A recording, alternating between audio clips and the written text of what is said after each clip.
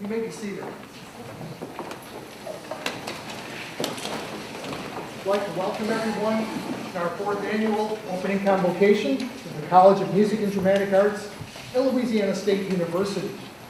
In addition to our audience that's assembled here today, somewhat dimmed by the hurricane warning, but appreciate all of you hardy souls that made it. We're also being live streamed to an international audience of LSU alums and arts leaders from around the world. I want to thank the Norm Brass Quintet, Brian Shaw, James West, Joe Skillen, Steve Menard, and Seth Orgel.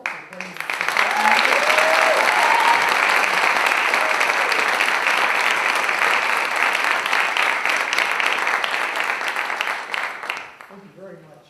I'd like to also draw attention to the senior leadership of the college that's here with us on stage today. Stephen David Beck, Director of the School of Music and Associate Dean.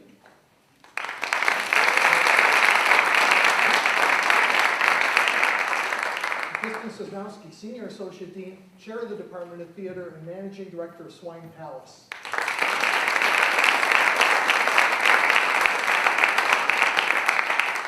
Stephen has his PhD from UCLA, and Kristen a Master of Fine Arts from Yale University. One very special addition to this year's ceremony, and it's one that's very special to me, is to recognize the deans who are partnering at the current time with various projects with faculty and students throughout the university. These relationships that our college has with other deans and other colleges really affirm the central nature of the arts, creativity, and innovation on this campus. So I just want everyone to be able to see these deans that, again, put forward their time, put resources into partnerships, and really make us a part of their colleges too. We have Dean Jerry Seppels from the Manship School of Mass Communication.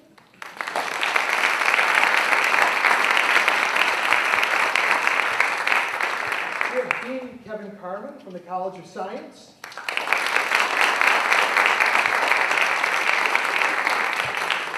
Dean Christopher Delia from the College of the Coast and Environment.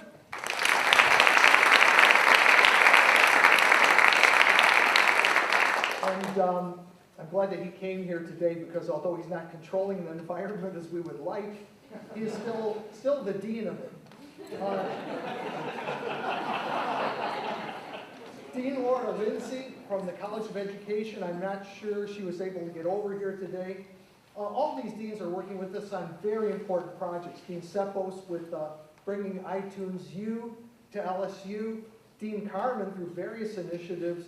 The one that really strikes me quite a bit is an arts science initiative where we have a researcher in his unit, Vince Licata, doing various presentations with our Department of Theater and Kristen Sosnowski. Dean Delia is also working on a project with our Department of Theater and other endeavors. And again, I very much appreciate your leadership and your appreciation for what our faculty and students have to bring to the university as a whole. In previous years, I've introduced all the faculty, and I was prepared to today, but with this hurricane warning and the need of our guest speaker to get to the airport, I'm going to introduce our new staff members, first of all, and have them stand.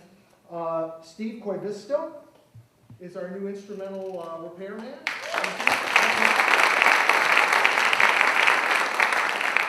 Also new staff members, Miss Allie Prest is our new academic coordinator. Allie.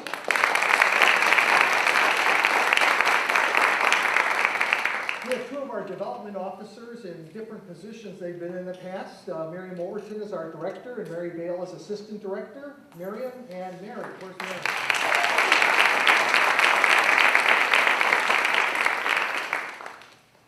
And new staff. Have I left anyone out? Don't be shy. Good. Well, let's introduce the new faculty members right now.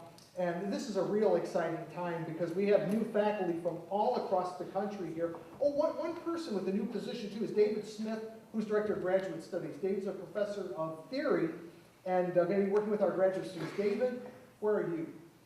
He's probably doing advising right now. North Carolina. Oh, he left quickly. Okay. Well, as I said, advice he should be giving the graduate students is buy batteries, water, and things like that. But Deborah Hodaki has come to us after having faculty appointments at the University of Michigan in Ann Arbor and the Interlochen Arts Academy. She has her degrees from the Eastman School of Music and Northwestern. Deborah, where are you? Welcome. Visiting professor of clarinet who comes with a great deal of experience, and we're so happy to have you here. As we are Melissa Brunken, who has a newly minted PhD from, let's see, where was that? That's some place in the Midwest. The University of Kansas. Melissa Brunken.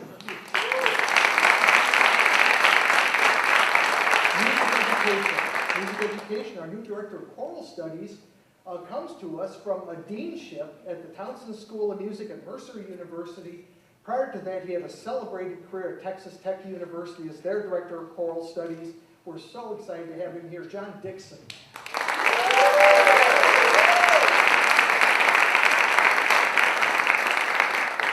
From the City University of New York, PhD from there, and did a little visiting appointment here, Blake Howe in musicology. Blake?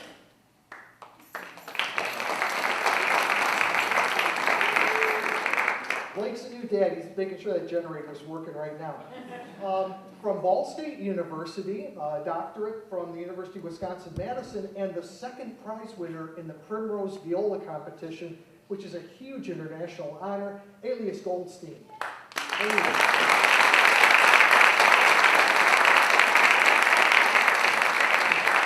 From the professional theater world of Atlanta, someone with an MFA from Carnegie Mellon University in costume design, Brandon McWilliams. Brandon.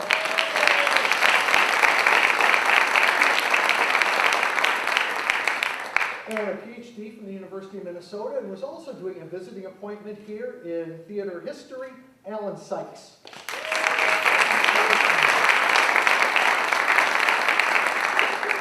And I hope Dennis might be here. I'm not sure what the band schedule if he is or not. Dennis Yinas has a newly minted doctorate from the University of Texas Austin and is Associate Director of Athletic Bands and Associate Director of Wind Bands. Dennis. Dennis is working right now. Big welcome to all of our new faculty. Now, one of the most exciting moments for me is to invite the president of our college council on stage to address the students, and I'm so glad that we have Amanda here. Amanda, come on over.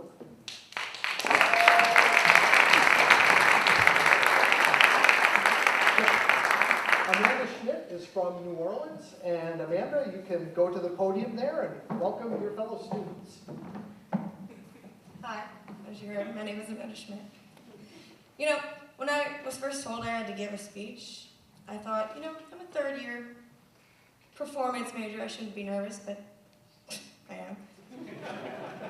Anyway, I'm going to get right to the point.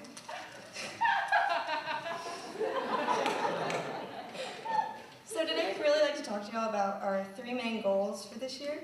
Our first one is obviously the closest to my heart, which is definitely going to be bringing the students together. Ever since I've been here, music and theater students have always been really far apart. Like, nobody wants to kind of acknowledge each other. You know, we stick to our own art, we stick to our own kind. Most importantly, we stick to our own floors. Because the biggest fear that we can all share is, of course, getting lost. Anyway, so this year we're going to have our events focused on creating opportunities for everyone to get involved together.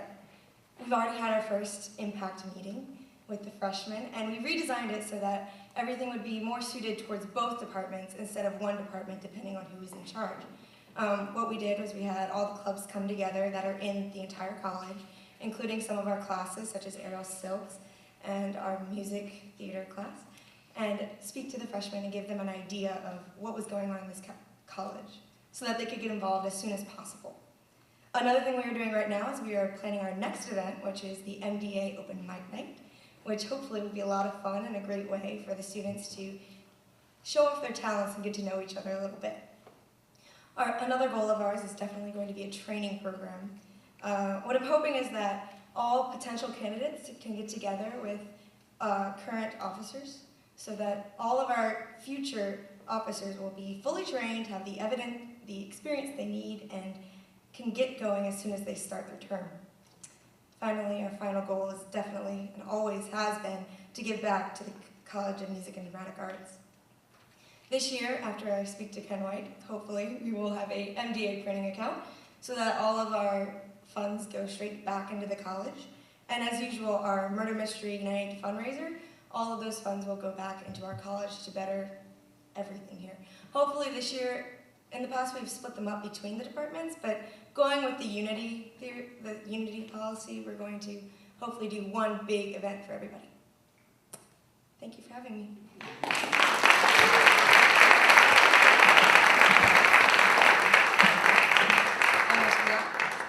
We would like to present this sweater to Mr. Tepper, Dr. Tepper.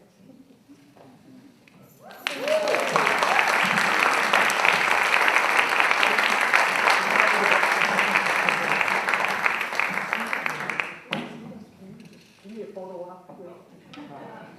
It's not too obvious.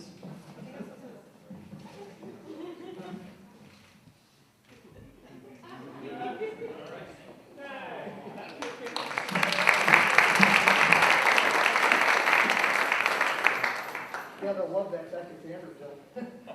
Actually, in LSU place, so there might be more. No, that's not nice to say. That's not nice at all.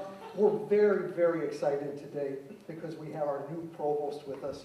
Stuart Arbell comes to us from the University of Kansas, where he was the engineering dean, built buildings, raised funds, and really made a very, very big impression on not just things at the University of Kansas, but in higher education throughout the country. After quite a long search, everyone was so glad that he decided to come here and to work with us. And again, on behalf of my fellow deans, we're so excited to work with you, and we appreciate you taking the time out, especially with the emergency situation today, to give a few remarks to our faculty and our students. Provost Bell, welcome to LSU.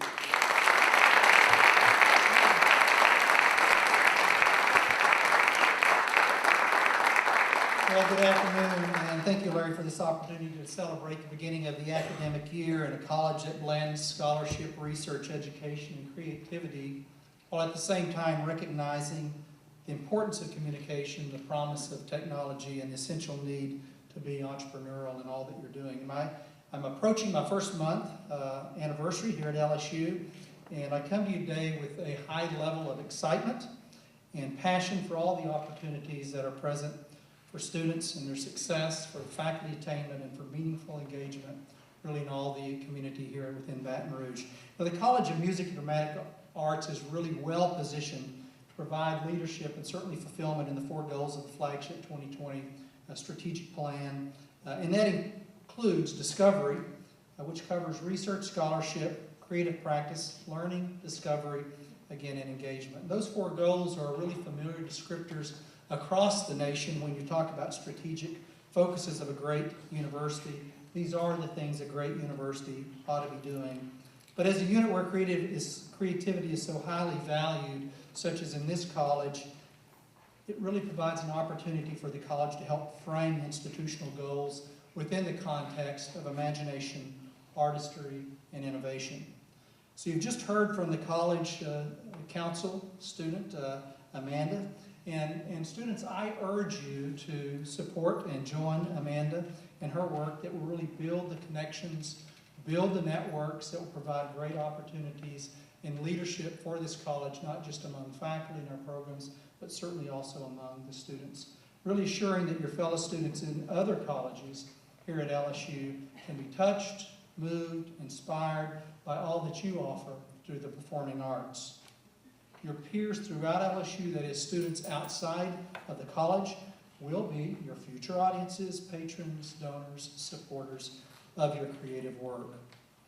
We are about to hear from Stephen Tepper, who's Associate Director of Vanderbilt University's Curb Center for Art, Enterprise, and Public Policy. He's also the former Deputy Director of the Princeton University Center for Arts and Cultural Policy Studies, and he will provide a great context through the national conversations on the context and topics of cultural engagement, everyday creativity, and the transformational possibilities of a 21st century creative campus.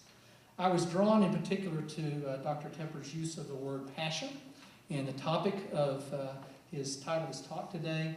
In terms of here at LSU of loving purple and living gold, I come to you with a passion about supporting faculty. I'm very passionate about the programs at LSU and whether those are creative, academic, or research-based.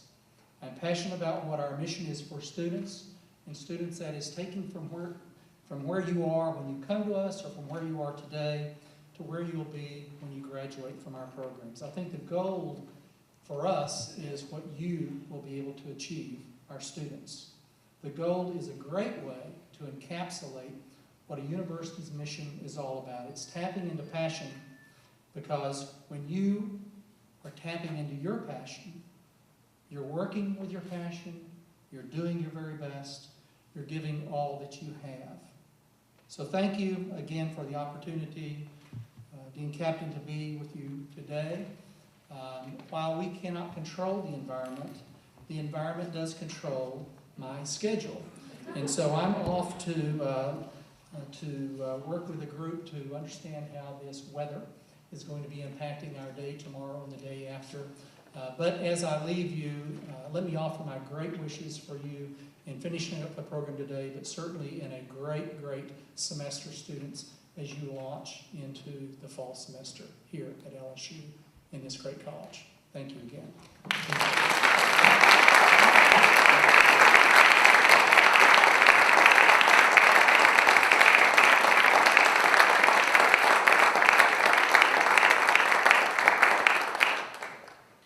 Well, we've heard from our student leader, Amanda Schmidt, and our new academic leader, Stuart Bell.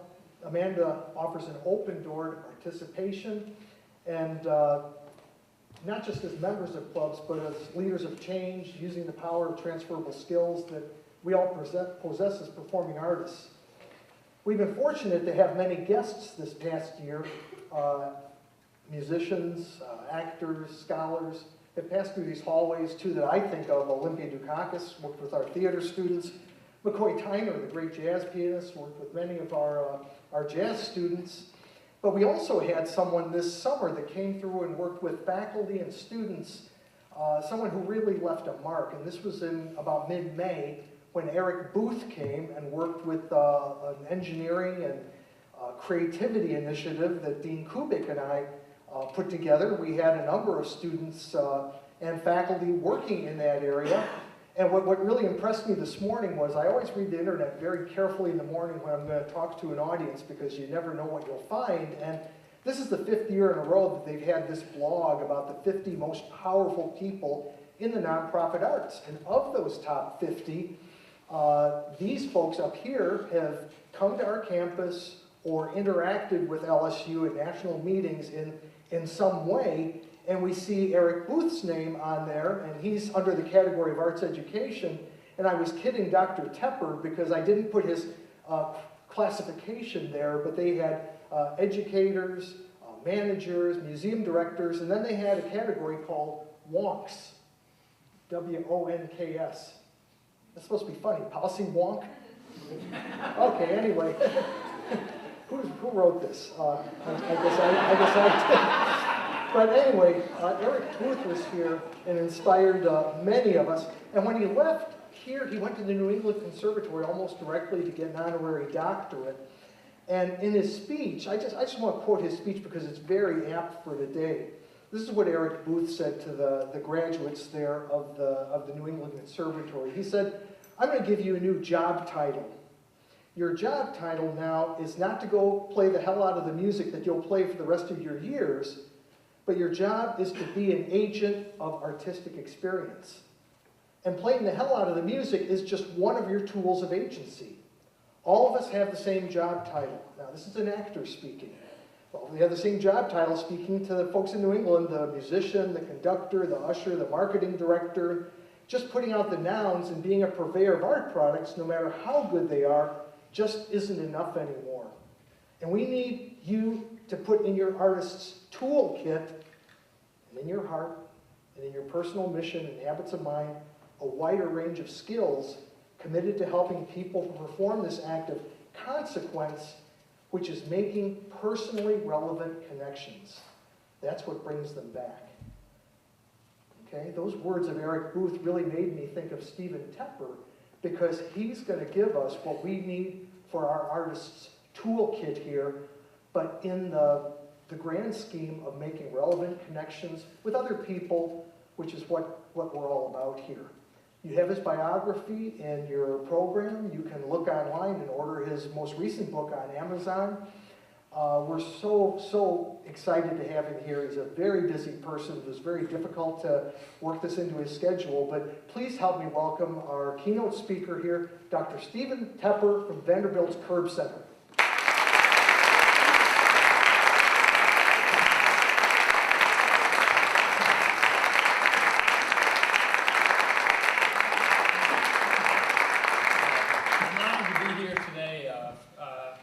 Thinking, wow, thank God he introduced me as a wonk, because that really set the bar low. Anything I do seem imaginative and creative compared to that, and then he built me up again, so now I don't know where I am. I've had great meetings here, thanks to Dean Captain and his staff, been very gracious.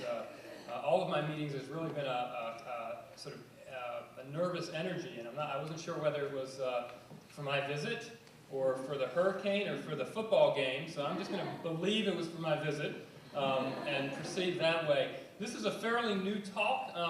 In fact, it's a brand new talk, finished this morning, so I may walk around a bit as I'm giving it, because if it's really bad, I can just go ahead and hop off the front of the stage. So let me grab the mic.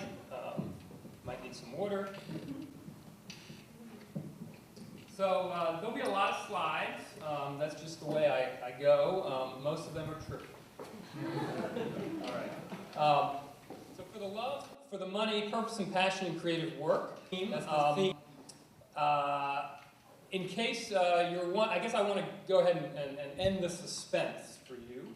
The answer to this is creative work is not for the money. Just in case you were wondering why you're here, it is for the love. And I want to make an argument today that the values that are inscribed in an art school education are really values that are increasingly important for our larger society, and in some ways we're sort of fighting against the stream. So when I think about the meaning of life and work, as a sociologist, I'm naturally drawn to the work of Karl Marx, who writes quite a bit about this, but it also turns out that Groucho Marx has some interesting things to say as well. So we'll start with Karl, and then move on to Groucho. They could be related. They might be related. Okay, so Karl Marx says, the artist must earn money in order to be able to live and to create, but must by no means live and create for the purpose of making money. Now, Groucho has a different take on that. Let's see, what am I supposed to be pointing at when I press this? There we go. Money frees you from doing the things you dislike, and since I dislike almost everything, money can be quite handy. So I want us to think about the notion of purpose over profit. The backdrop of this talk is really the severe economic changes that we've experienced in the last few years. So economists often say we're experiencing a new normal, right? That my children's generation will be the first generation whose standard of living is lower than their parents. That we have, the standard of living we've enjoyed for the last 30 years has really been a debt-driven consumerism, right? We've bought things we don't need with money we didn't have. And that's what's allowed us to feel like we've expanded our economic opportunities. But we won't go back to that. So Bill Ivey, a former chairman of the NEA and a colleague of mine at Vanderbilt, has been thinking about, well, what does a high quality of life look like in a post-consumerist democracy?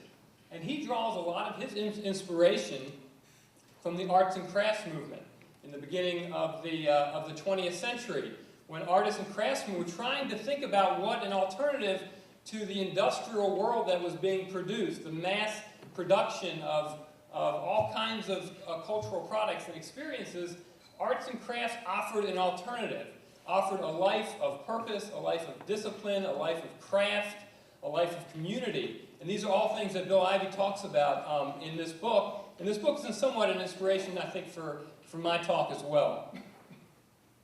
The book just came out this week, so I encourage you to get it. So my plan of attack is we will go from despair to inspiration in 4 acts. And you might have noticed that the smiley face was in despair for most of that time. It just got happy at the very end. So that'll be kind of the nature of the talk as well. Here's what I want to do. First, I want to talk about profit over purpose and what I would call the narrowing of our sense of value in today's society. I want to talk about how this sense of value, market economy, has also impacted the arts. Talk just a second about happiness and its relationship to money, because we actually know a lot about that from the social sciences. And then conclude with the fact that artists have sort of known this all along, and we can learn quite a bit from the arts. Okay, so if we want to understand this narrowing of value, it seems like it's useful to start by looking for our keys under the lamppost in the most obvious places, which would be the financial community. Right, so this is Greg Smith, and many of you may recall that in the winter he wrote a letter to the New York Times. He's a Goldman Sachs employee, basically condemning the ethos that has seeped into the deepest recesses of the financial community. And he talks about that banking used to be about something else, and now it's really all about making as much money as you can off of your clients. This is clearly a constricted view of value, and you may say, well, you know, in fact, he got shot down by a lot of people who said, look, you went into finance. If you were looking for other kinds of value, you would have been an artist or something else. But, you know, what do you expect from banking? Of course, banking is going to be profit over purpose. But, you know, banking wasn't always profit over purpose.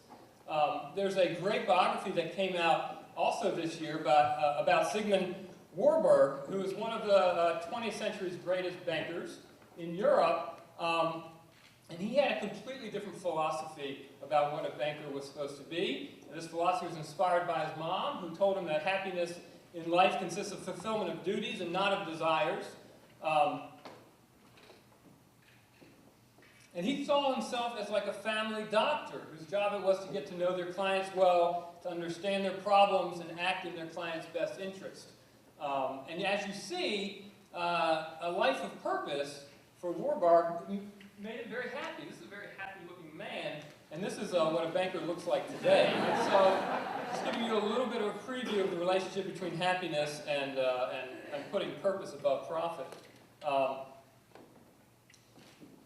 Michael Sandel has continued this theme and said, well, it's not just in the financial industries where sort of profit has risen above purpose, but we're seeing this in lots of parts of our economy. And Sandel points out that we're not against a market economy. I mean, a market is important for delivering all kinds of goods and services. We can't live without healthy functioning markets. But the point is, we've gone from a market economy to a market society. More and more parts of our lives are encroached by the principles of profit and the principles of efficiencies. And that's not always a good thing. And he gives us lots of examples. I mean, this is kind of a silly example. Baseball has always been about the love of the game and also about money, but increasingly, you know, in sports, money is playing a more and more important role. So here's New York Life did a deal with 12 major league teams. So every time a player slides into home base, the announcer has to say, safe at home, safe and secure, New York Life, right? I mean, this is clearly branding the art of the love of baseball with a corporate slogan. But it's not just in sports. There's Lexus lanes now, right? The carpool lanes, which are supposed to be for people who are doing the right thing by the environment and easing congestion by joining together to ride to work. Well, you don't have to do that anymore.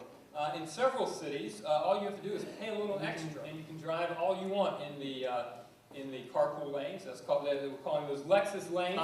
Concierge doctors now. There are doctors who will give you their cell phone numbers, their personal numbers, if you just pay them enough money to do that. Right? It starts at $1,500, but some doctors charge as much as $25,000 for access to their cell phones. Capitol Hill for hire. Right? Lobbyists who want to get into congressional hearings are now paying people to stand in line for them, right? So then they can get in, they don't have to wait in line. For $20 an hour, they find homeless people to stand in line, and then they just walk right in when the hearing begins. Surrogate mothers, you know, we're outsourcing motherhood. It's cheaper to have a surrogate mother in India by about a third. So people are doing that. Again, all these market principles encroaching to all areas of life that prison upgrade, $90 a night, get a better cell, more legroom. And schools for sale. I mean, this is really, you know, this is a while now, but now people can brand school buses. They can sort of rent our children's attention. Some schools, Central High is now called Home Depot Central High, right? Schools are actually selling the naming rights to the schools to corporations. And it also creeps into higher education. I tried to find a student that looked like he didn't have a purpose and was spoiled. So I just picked this off of Google Images. If it's anybody's child or anybody's brother, I apologize. I don't know who this is. So in a study that I did, more than 25% of the undergraduates said that they should get money back for classes they didn't like or they didn't think they learned anything from, right? It's very much a consumerist mentality. One student in my own class said, I basically think of my professors as my employees, which I thought was interesting. Since I hadn't given them a final grade for the semester yet, I thought it was a pretty bold statement.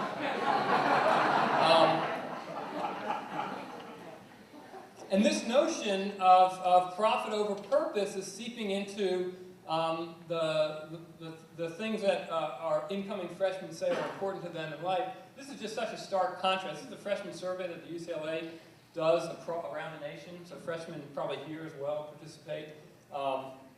So this is over was a 30-year period. In 1977, 56% said that being well off financially was really important to them. Now that's gone up to 74%. And in the opposite way is developing a meaningful philosophy of life, which seems like it should still be pretty important. I'm not sure what people are doing if they're not developing a meaningful philosophy of life. I guess they're working at places that are paying them a lot of money. And this is seeping into the kinds of choices that we make in our careers and professions. So in the medical profession, right, the family physician, the general practitioner. This is a time-honored, noble profession. Well, the number of medical students going into primary care is down 51.8%, and we're expecting a shortage of about 40,000. And this is because, right, in part, people are going to medical school not for the duties and obligations of a moral profession, but because they're trying to enrich themselves through specialty practices where they can charge a lot of money. So you might say, well, surely this is not the case for the arts. Finance, sports, even higher education, you know, those things are infinitely corruptible by the value of money and profit, but arts has always kind of tried to stand a little bit to the side. So let's just start with the popular arts. So would he be signed today, Bob Dylan? I have been working a lot with music professionals in Nashville, and we have this conversation all the time. And they say, you know, when Bob Dylan was signed, it was from someone, the head of A&R, who had the creative elbow room to follow their instincts and hunches and pick an artist that maybe hadn't developed yet, or maybe didn't have the sound of the public's ear, but they felt like they could develop and believe in. Here's a quote from Joe Galante, who was chairman of Sony Music. This is actually 10 years ago. It's gotten worse now. He said, before we were successful and we didn't even know it, we were happy. Right? Now we're in trouble all the time. On Monday morning you get the airplay numbers, and on Tuesday you see the radio and record charts. And on Wednesday it's SoundScan figures. Now we're just up and then we're down. Before you felt like you were actually building something over the course of time, right? So the idea that hunches are out and numbers are in. We measure everything by very quantitative quarterly reports, and the idea that we can invest in a creative talent and nurture it over time is increasingly hard. And this is true also in film and in publishing. This is just, I think, remarkable. Faye Weldon a British novelist, right, made a deal with Bulgari Jewelry. She would mention their name 12 times in the book for £18,000 in return. And I guess she went overboard because she named the whole book using their name. I don't know if she had a bonus for that. But lots of things are up for sale. And we think, okay, well, maybe not the nonprofits at least, right? Here's the New York Public Theater, and it's intended to be a public theater. It's free theater in the park. So when Al Pacino did Merchants of Venice, again, this whole paying people to queue for you, people pay $125 to get people to stand in line so they could get to the theater. So even in ways we don't expect the market to infringe on our creative work, it finds its way in.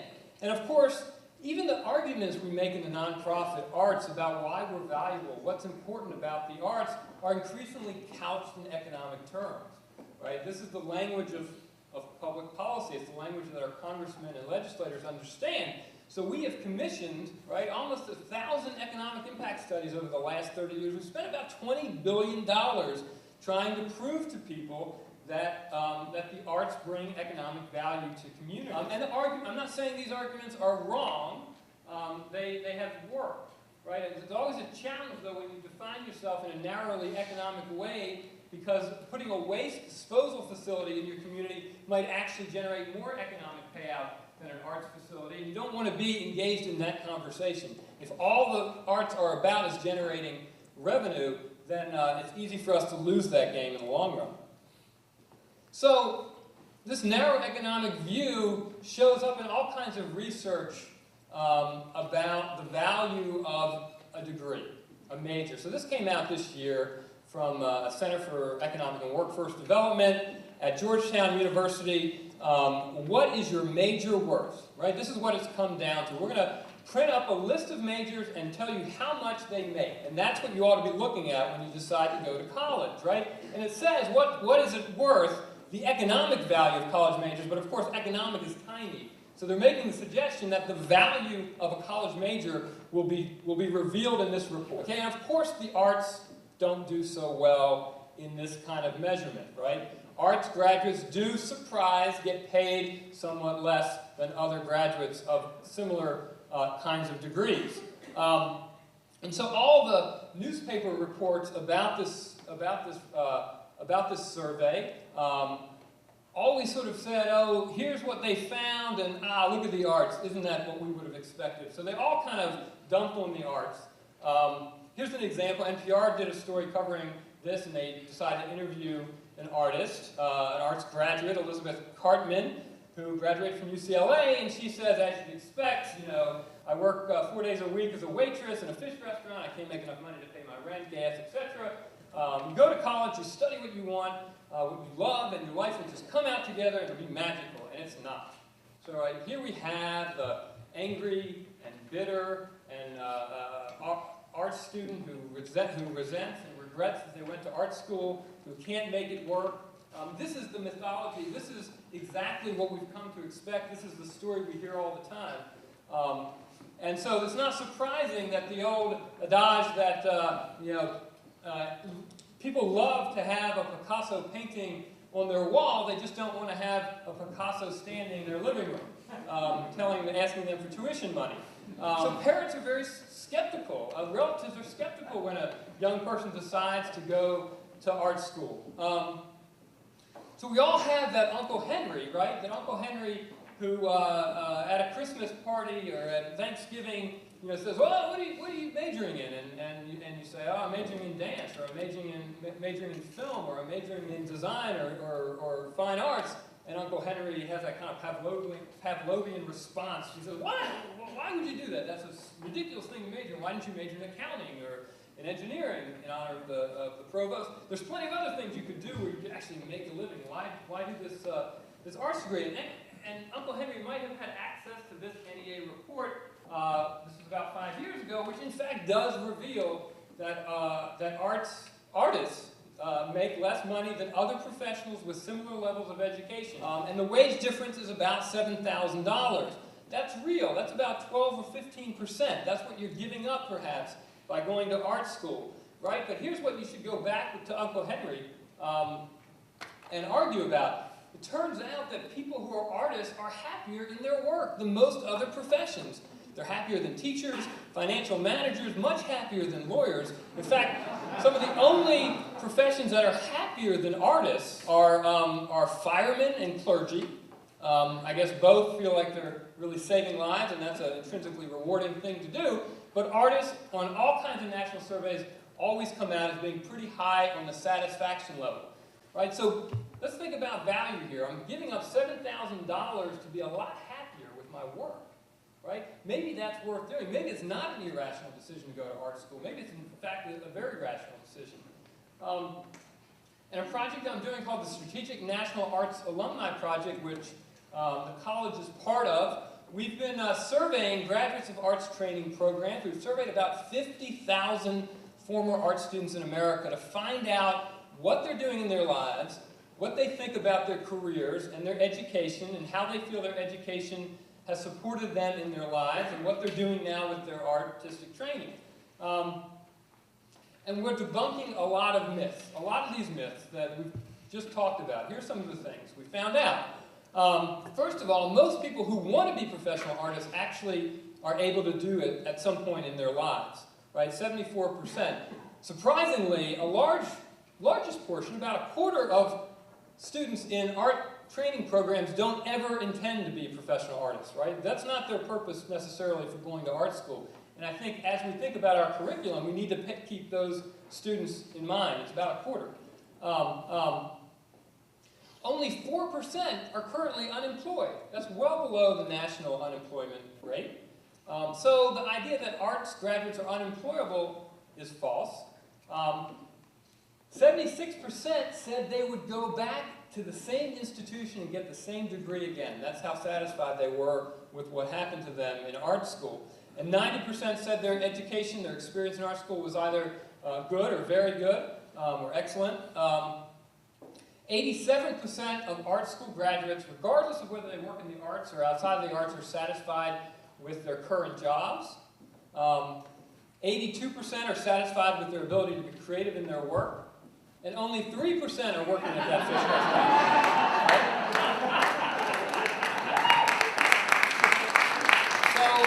So enough, right? We now have real data about what happens to arts graduates, and it turns out that arts graduates are plucky, resourceful, creative, satisfied, content that they went to art school and would do it again.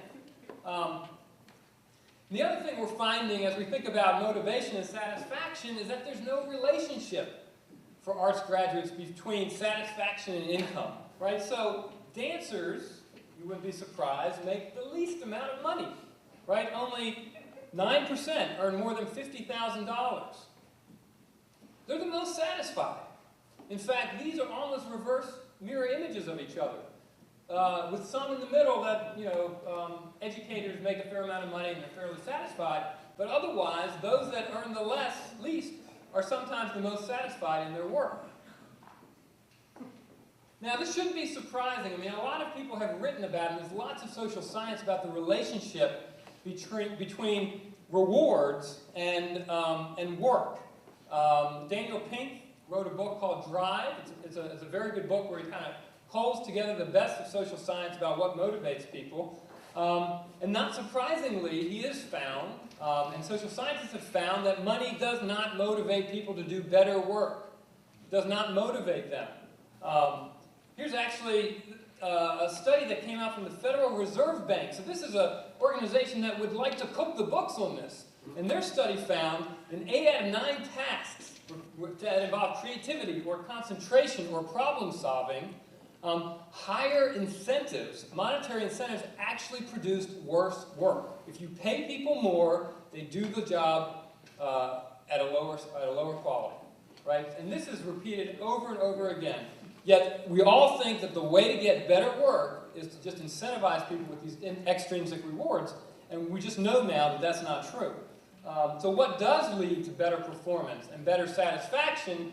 It's autonomy, mastery, and purpose, right? This could be the 3 things that are on the bottom of your website.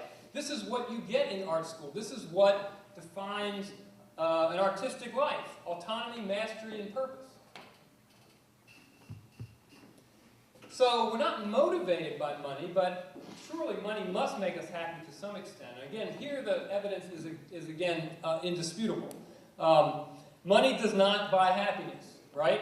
What we do know is that people who earn $25,000 a year think if they could earn $55,000, they'd be twice as happy as they are, and they do get a little happier, but only by about 9%.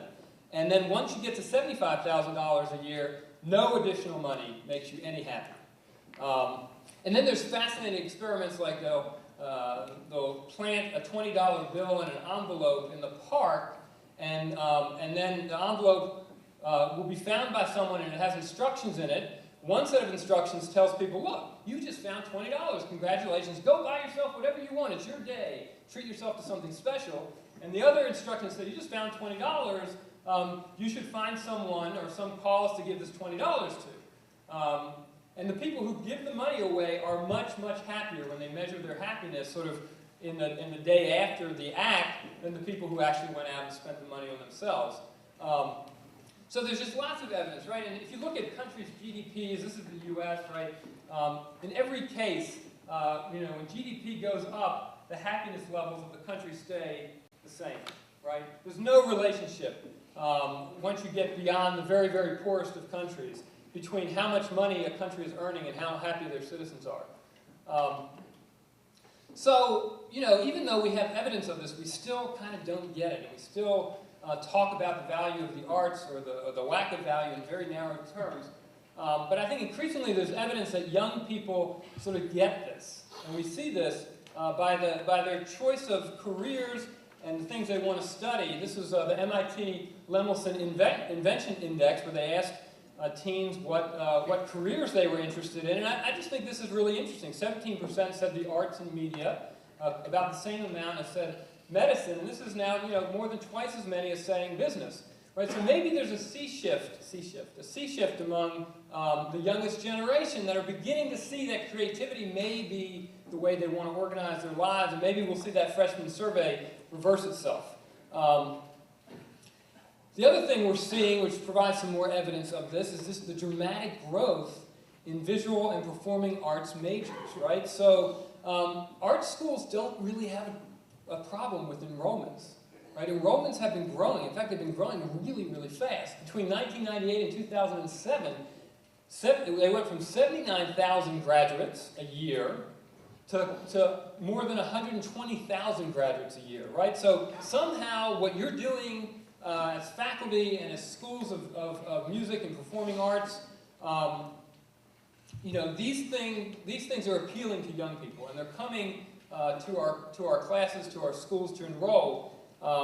And part of it is because they really value creativity in their lives. This is a study that I did, funded by the Teagle Foundation, about 10 different colleges and universities across the country, where we surveyed graduating seniors, but 84% of the students said that thinking creatively is very important, and it's something they really wanted to get out of college. That compares to 60% who said solving quantitative problems is important, yet quantitative analysis is still a much more central part of the way we organize our curriculum than creativity, and 92% said that creativity is an important part of their idea of what a good career would look like. Now, of course, the arts don't have a monopoly on creativity, right? Creativity happens in all disciplines. But from my evidence, what happens in the classroom is starkly different between an arts classroom and a biology classroom, a business classroom, an engineering classroom. I mean, this is just really remarkable. So this is a question that says, how often, the red bars are about creativity. It says, how often in your major courses are you allowed to be creative in your work, right? 80% of arts majors say that. Now you might say, well, what the hell's going on with the other 20%? So yeah, maybe we're not all the way there yet. We can get that higher. But look at how that compares to biology majors, where only 8% say that. Or economics business majors, where only 12%. We had a whole battery of other creativity questions, about 10 of them. Another one is, how often are your assignments ambiguous, where you can take your assignment in multiple directions and show individual initiative, right? The arts graduates, about 51% said this happens often in my classes, compared to 3% for biology majors. about a little over 10% for econ business majors. So the arts, in terms of real creativity skills that happen in the classroom, are just far and above higher than any of the other disciplines we study. So you are doing something right that attracts these creative students that want to live creative lives. So I'm almost at the end here. I guess one thing I want to say is that I think for a 21st century economy, right, which is really a contingent economy, an entrepreneurial economy, right, there's statistics like people between the ages of 25 and 45 now will work on average 11 different jobs in that time span, right? And 25% work 15 or more jobs, right? So we're not living in a world where people can get a good, secure job and stay with it and move up the ladder over time. We are living in a very contingent world, and artists are particularly good at navigating this. And part of it is because of the portfolio of skills that artists leave with, and that increasingly companies value. So here, improvisation, what I call expressive agility, right? The ability not only to have an idea, but to be able to communicate it to others and convince them that your idea is a good one and they ought to invest or ought to participate in it. The notion of radical revision, right? The idea that the first idea is often not the best idea. Well, in the arts, we learn how to take critical feedback, revise and edit, and rework our projects. This is an incredibly important 21st century skill. Creative collaboration, right? Increasingly the most difficult and challenging and complex problems that we have to solve in business and science, in the arts, require more than one brain. And most good art schools have their students involved in all kinds of creative collaborations where they learn how to negotiate with one another in these emergent creative projects. Flexibility and ambiguity, again, the ability to tolerate ambiguous situations, to stick with a problem long enough, and work out a non-routine solution. Empathic reasoning, the ability to put yourself in someone else's shoes, to think about what someone else might be feeling. This is increasingly important for all kinds of marketing and design, right? The ability to tell stories that other people can relate to. And this is clearly an important part of an artistic training. Imagination.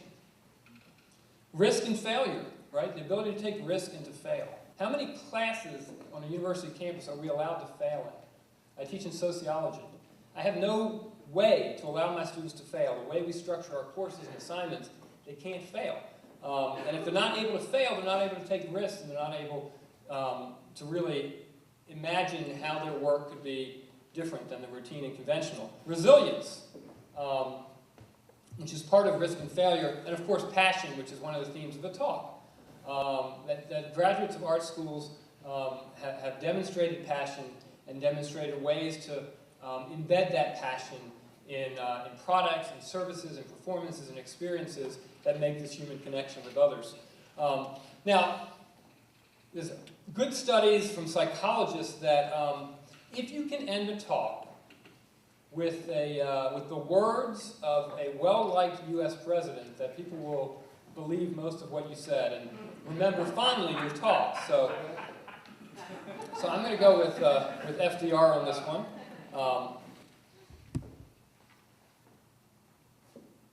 Lies not in the mere possession of money. It lies in the joy of achievement, in the thrill of creative effort, the joy, the moral stimulation of work. Well, nobody talks like that. So the passion of your work is critical, and loving what you do. I thought it would just be, but it's not always easy. You can be passionate about your work. But work is actually hard. It's not always filled with passion and joy. I thought this cartoon kind of summed it up. I've tried to be passionate about my career, but my career just wants to be good friends. I think there's a lot of truth in that, although let's just say these are not. And I think for the most part, if you graduated with an arts training degree, you have a whole landscape.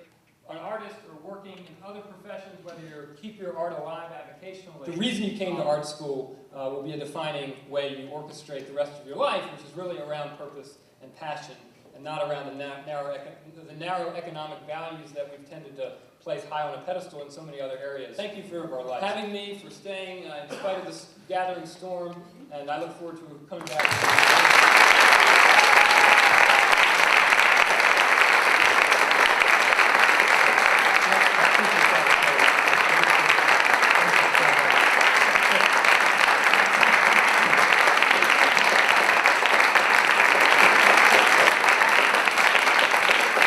There's things to be thankful for. I sit here looking at this wonderful, wonderful, beautiful Art Deco hall that's been restored with such grace and passion, and look at this wonderful faculty we have here, attentive, enthusiastic students, and a wonderful staff. Staff, thank you for all you did today to put on our ceremony. To our international audience, we'll say tune back in for further streaming of concerts, plays, and events.